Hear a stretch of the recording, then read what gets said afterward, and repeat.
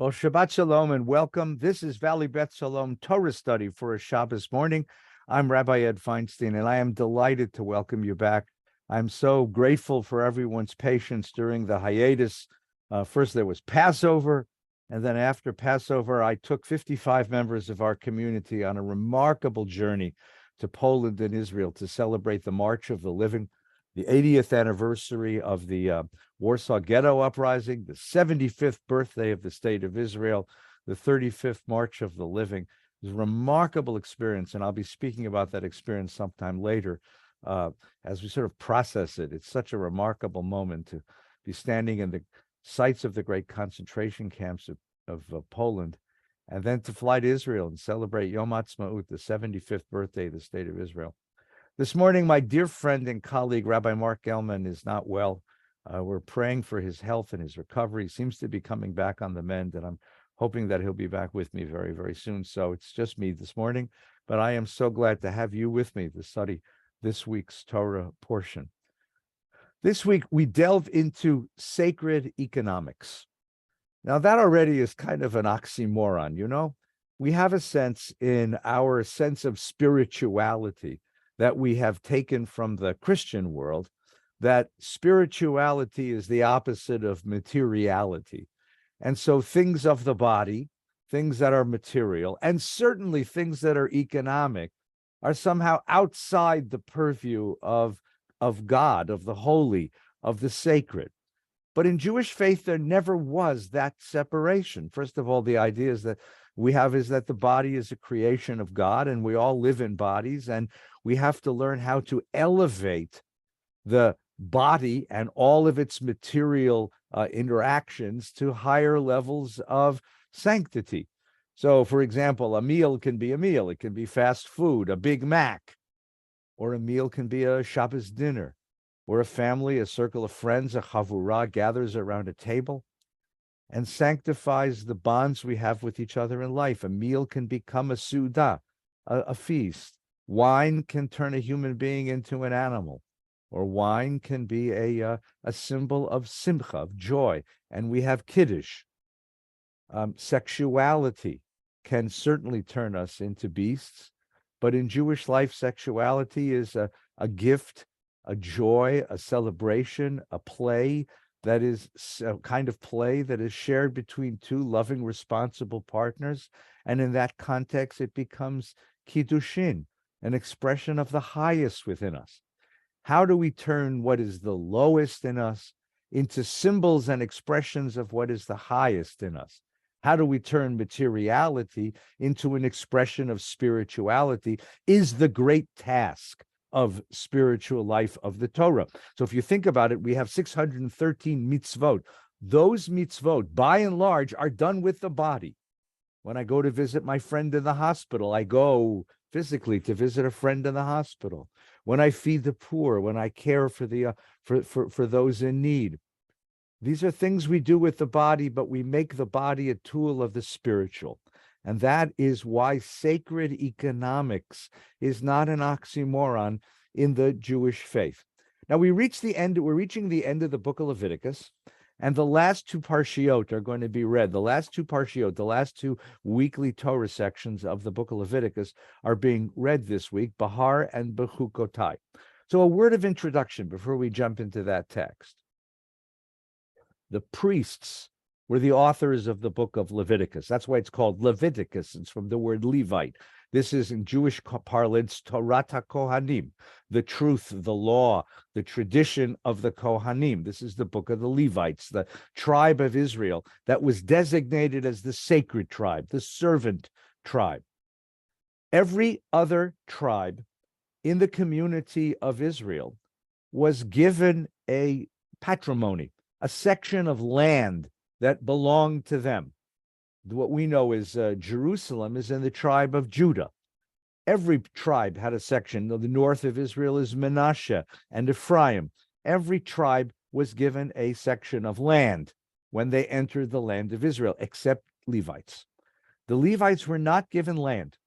The Levites were commanded to become servants of God and servants of the people, and therefore they were supported first by the taxes of the people, and second of all by the sacrifices. Well, literally, when you brought a sacrifice, it was a meal, it was a food offering.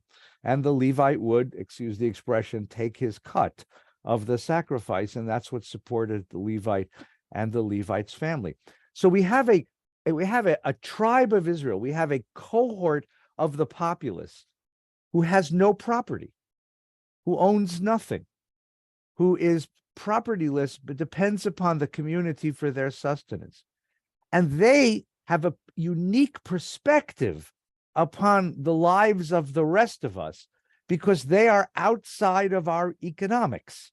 They're outside of economic life. They're not making a living the way that every other tribe does. They're not farming the land or making crops or buying and selling. The Levites are outside of the economy, and therefore they are in a unique position to look in upon those of us who are participating in the economy and to be both critics and even prophetic about what economics does to us. What does the economic world do to us? How does it change us? How does it shape us?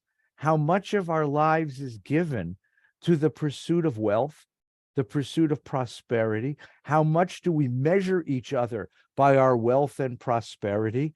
I mean, it's a simple fact that when two guys meet each other as strangers, after you introduce yourself, tell them your name and maybe something about where you are, the next question is, what do you do? And the answer is not, I love to garden or I love opera. What do you do means I'm a lawyer, I'm a doctor, I'm a teacher, I'm a professor, I'm an executive, I'm a rabbi. And we immediately slot that person in a social hierarchy, depending on the answer to that question.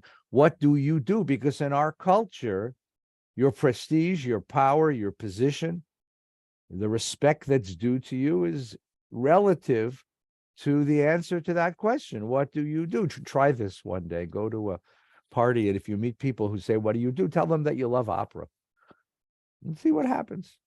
Because that's not the answer anyone's looking for. They want to, well, how do I put you on the social hierarchy? By the wealth you have, the power you wield, the position you have in the economic ladder, the economic hierarchy. Well, the question the priest wants to ask us is, how does that reflect upon our humanity? What does that do to us as human beings? And the second question, of course, is what happens in a society, in the process of economics?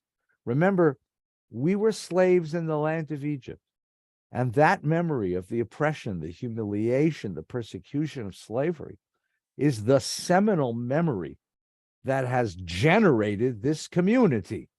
And so how we treat the poor, how we treat those who are dispossessed, how we treat those at the bottom of the economic ladder is of critical importance to the character of this community, to its spirituality and its future. And that's what the priest is looking in on and seeing. And that's what we're going to see reflected in today's Torah portion. It's that critique of the economic system and what it does to people. And I'm going to tell you right away that what we're going to see in this Torah portion is a radical economics, radical beyond your imagination. The Bible, which you think is such a conservative book, comes out to be really powerfully critical of capitalist economics and what it does to people. Oh, and one more thing. One of my favorite comedians of the my generation, was a genius man named George Carlin. He had some pretty critically horrible things to say about religion and about many other things. But one of the most remarkably perceptive observations that he made in his comedy was the role of stuff. You have stuff, I have stuff, everyone has stuff. We have so much stuff. Sometimes we have so much stuff, we don't know what to do with our stuff. Look at how many personal storage facilities there are up and down the freeways now. We have so much stuff. We've bought so much, acquired so much, taken on so much. We don't even have room for it in our homes. We have to rent warehouses to put our stuff. And there are companies, these little fellas that run around in little trucks called Got Junk, which means sometimes I just want to get rid of my stuff. What does stuff do to us? What is having stuff? How much does stuff give us freedom? And how much does stuff weigh us down? The priest who stands outside of the economic system looks in. He doesn't own anything. He just owns the clothes on his back. He doesn't own a home. It's given to him by the community. He doesn't own a farm. He's supported by the community, that priest, that Levite. But he's able to look at us and say, boys and girls, look at what your stuff has done to you. How much stuff do you really need? How much stuff do you really want? Do you really need all this stuff that you want? What is this stuff doing to you? Those very searching economic, spiritual questions are at the heart of this week's Torah portion. So let's take a look inside. Here is the Torah portion. The Lord spoke to Moses on Mount Sinai, Behar-Sinai. So the Torah portion is called Behar. Speak to the Israelite people and say to them, when you enter the land that I assigned you, the land shall observe a Sabbath of the Lord. There's a fallow year. 6 years you will sow your field. 6 years you may prune your vineyard and gather in your field. But in the 7th year, the land shall have a Sabbath of complete rest, the Sabbath of the Lord. It's God's commandment. You shall not sow your field or prune your vineyard. You'll not reap the aftergrowth, but you may eat whatever the land produces. So what's the rule here? And it's not that a farmer has 6, 7 fields and each year one rests. That's what we do today in the way we keep fields, rotating fields. And it's not even that different farmers around the land will take different years. The economy has a calendar because there's a theoretical year 1 when we all enter the land, or year 0 rather, that we all enter the land. So you count off year 1, year 2, year 3, year 4, you farm all of those years, you farm in year 5, you farm in year 6, and then everybody stops farming in year 7. Everyone stops farming in year 7. Nobody goes out to the fields except to gather in what the field spontaneously produces.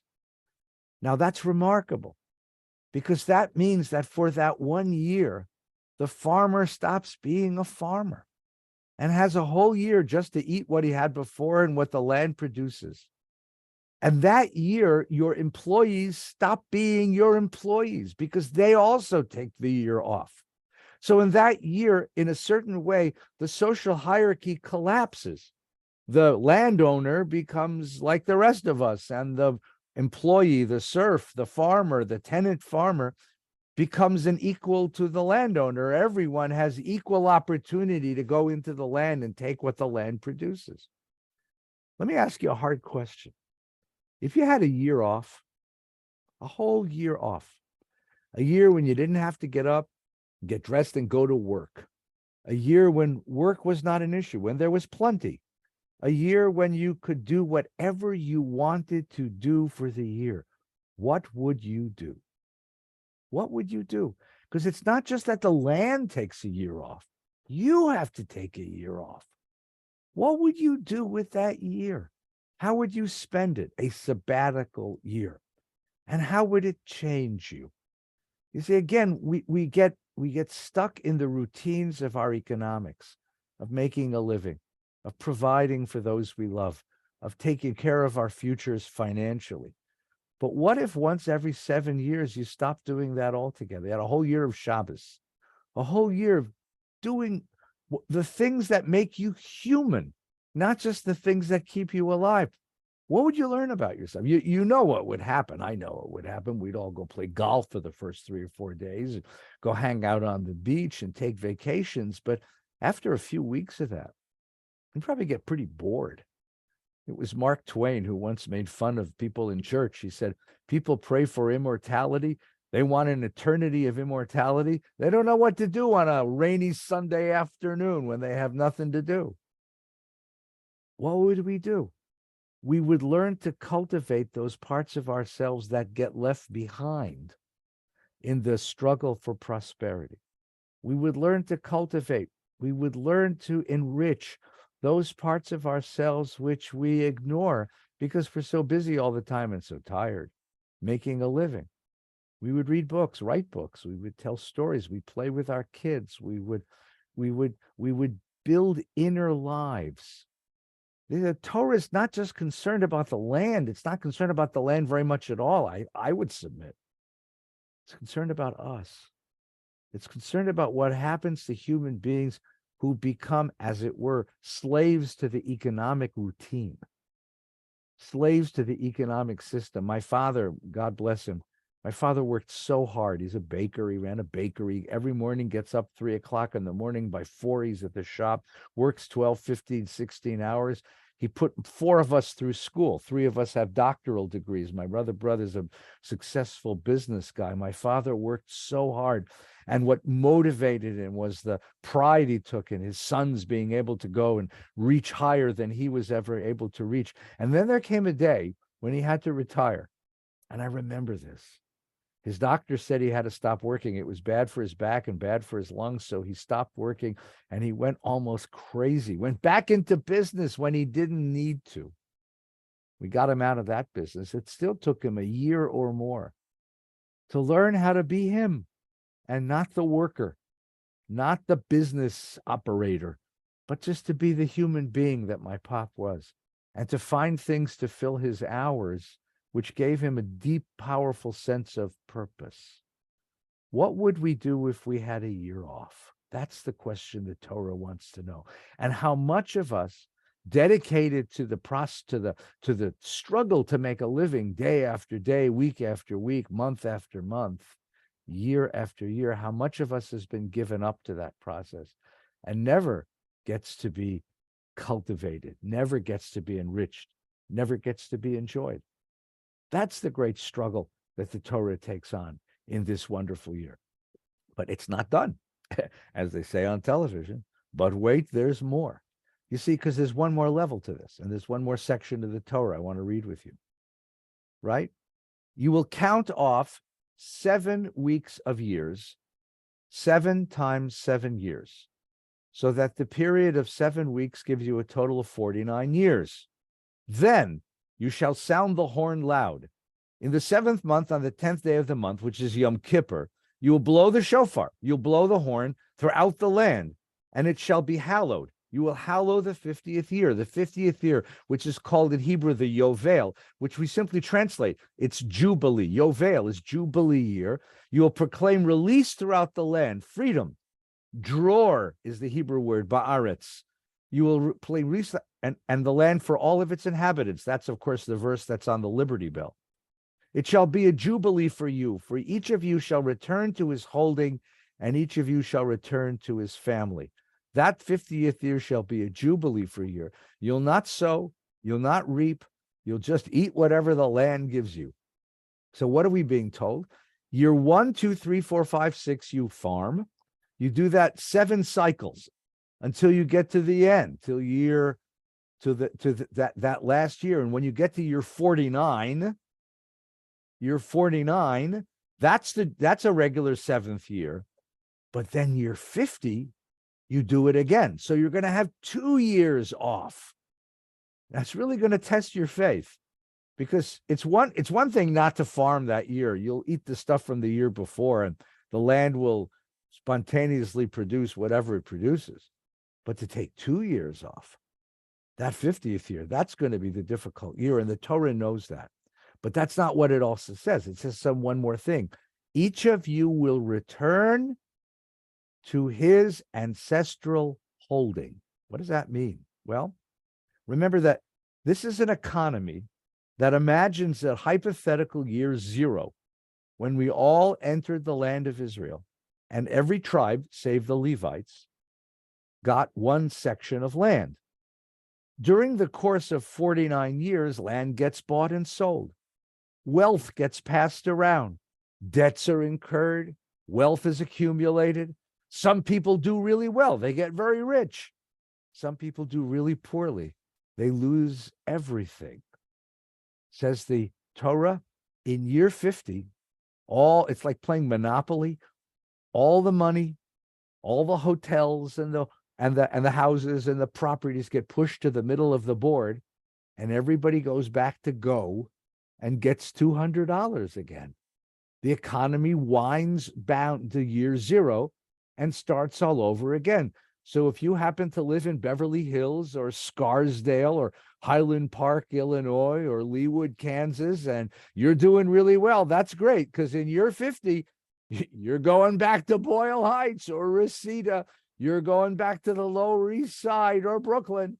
You're coming back to the old neighborhood. Everyone goes back to where they started from, and everyone's wealth goes back to zero. Warren Buffett has as much as I do, and I have as much as Warren Buffett. It's a crazy idea. It's a remarkable idea. We give up our wealth. So first of all, what's the philosophy behind that? The philosophy behind that, I would suggest to you, is you don't own anything. You don't own anything. God owns it all. You're just using it. You're just borrowing it. And your lease on all the things you own in the world is only a 49-year lease. After the 49th year and the 50th year, it all goes back. And it gets redivided back where it started again. And everyone starts all over again. Now, that idea that I don't own anything. Now, of course, I own stuff. I own the clothes on my back, the house I live in, the car I drive. No. Imagine stepping back, even in your imagination, and just remembering that everything is a gift, that everything is a lease, and that the lease comes with strings attached, with responsibilities attached to your ownership. And that these things that I think I own that define me, they don't define me, because they're not me. I'm not a Toyota person or a Lexus person or a Tesla person or a Bentley person. I just drive a car. I'm not a Beverly Hills person or a Highland Park person or a Scarsdale person. I just live in a house, and I've been lucky. It's true that I worked really hard for this, but I also admit the contingency that was there, and how much was a gift from me. A gift of having the parents I had who made sure that I had the values I had and the education that I got. A gift of a society that gave me the opportunities to do this. We separate ourselves from our property just a little bit in order to recognize that not one of us is our property, and our property isn't part of us. But the real motivation of this is not just to teach that principle. The real motivation, of course, is to avoid systemic poverty. It's one thing to have poverty in one generation. My mother and father told me all about the Great Depression when they were kids, and they both said the same thing. Turns out we were really, really poor. We just didn't know it. We didn't know it because everybody that we knew and loved was the same position. We didn't know it because no matter how poor we were, there was enough bread on the table, there was enough food in the house. We were really, really poor because we didn't aspire to have all these things that you have today. We had a lot of love and a lot of family. We had a wonderful community in a neighborhood. We had a warm and loving time. So we were poor and didn't know it. That happens in one generation. But what happens? What happens to the family that goes a second generation? And then a third generation? Systemic poverty. Poverty that lasts 1, 2, 3 generations. After that, we begin to identify with our poverty. We become poor people. We lose the aspiration to do better because we come to believe that we can't do better. We lose the aspiration to invest in education, to defer our immediate pleasures for tomorrows, because who knows what tomorrows may bring. Systemic poverty warps people. It shapes people. And the Torah is terrified of it. We were slaves in the land of Egypt. We saw what that oppression did to us. We saw how hard we had to work to maintain the dream of one day being free, of remembering that we were free people inside, even if we were slaves outside. What happens in an economy when people are poor for so long that they no longer even think of themselves that way? They accept their poverty and it becomes their identity. So instead, the Torah purports this crazy idea that every 50 years, you give up all the stuff, all the wealth, all the power, all the debts, everything gets canceled, and the economy winds down to zero and starts all over again.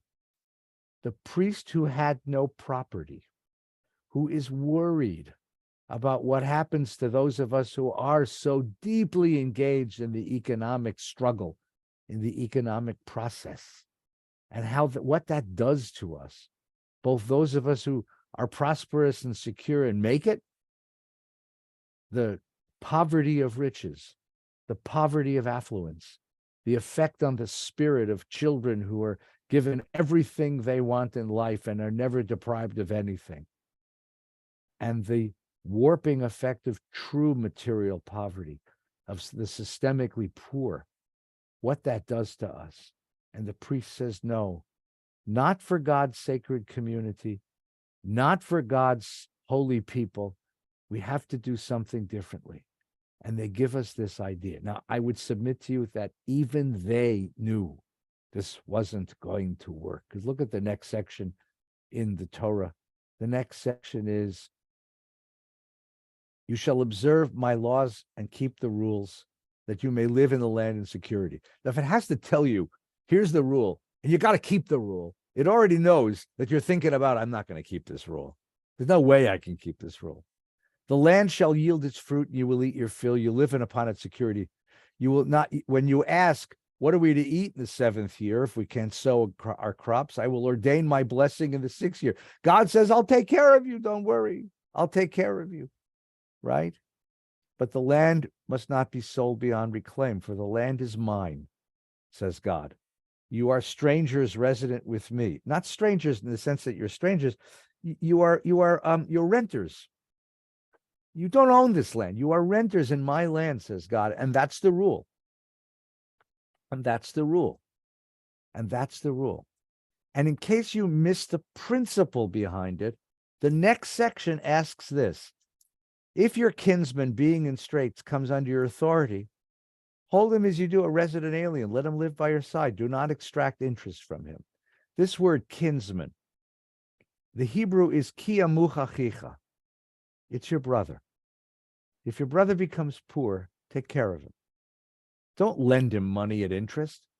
Don't exact interest from him. Don't take advantage of his poverty to squeeze out another few points of interest from him. Give him what he needs.